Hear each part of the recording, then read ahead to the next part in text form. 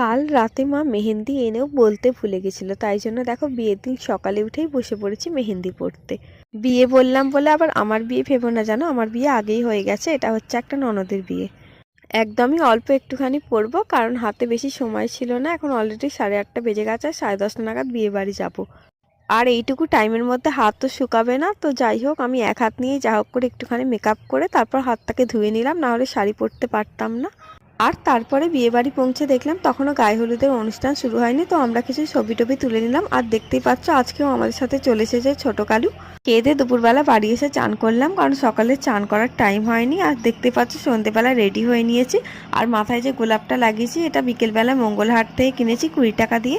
তারপর বিয়ে বাড়ি পৌঁছেই হাজির হয়ে গেছি ফুচকা কফি পকোড়া স্টলে।